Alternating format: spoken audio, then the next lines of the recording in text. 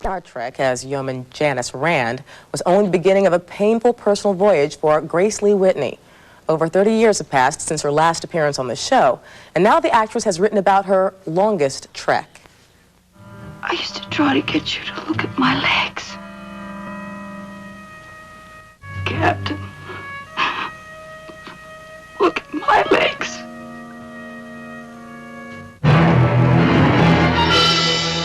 I was to be the main girl in it, yes, in the very beginning. Grace Lee Whitney started out strong as an actress, from opening for Billie Holiday to co-starring in Some Like It Hot. But it was Star Trek that offered the most promise. Star Trek was to be the thing in my life. For a short time, Star Trek was the thing in her life until a fateful encounter with a studio executive. I was drinking, and he was drinking, and it escalated, and I found myself in a trap. The door was locked. I was chased, and I was seduced, and I was put in a position that I was just terrified. Within days, she was written out of the show. I wanted to kill myself.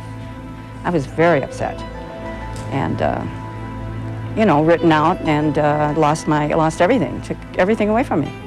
This hurtful chapter in Grace Lee Whitney's life was the catalyst for her new book, The Longest Trek, in which she frankly describes her addiction to booze, drugs, and sex. I had a sexual orgy. We lived out this fantasy there with several men and women.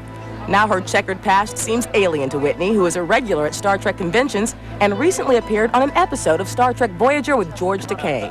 I had to go through a lot of pain before I could find freedom and love and joy and all of the things that I have now.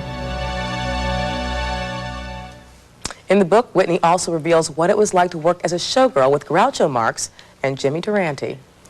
Of course, the fans of Star Trek are like no others. They hang out at conventions dressed like their favorite characters and speak Klingonese. They created a film about the folks who've traveled beyond the final frontier of fandom. Here's Kristen Malia. Lieutenant, lock phases on that vessel. Phases locked on, Captain. Well, the first year I was doing The Next Generation, I was suddenly introduced to this world that I knew nothing about, this whole fan phenomenon that was going on. People were inviting me to Star Trek conventions all over the country. I mean, there was one every weekend.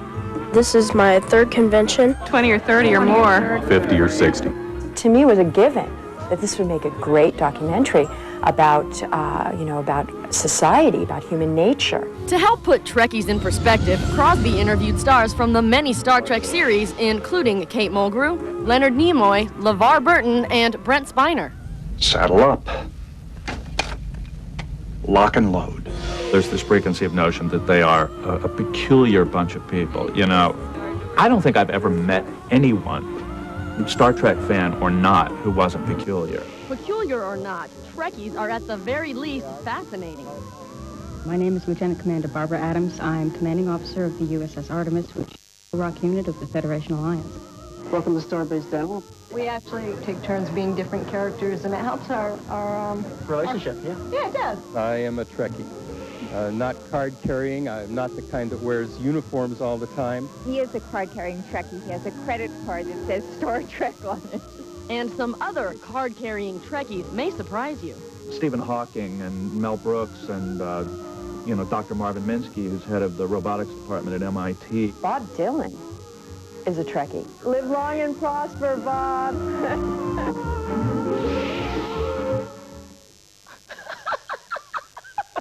I'm a fan of The Wizard of Oz, but I've never put on a gingham dress. Not in public. You can beam into Trekkies at a theater near you. It opened last weekend nationwide. Coming up.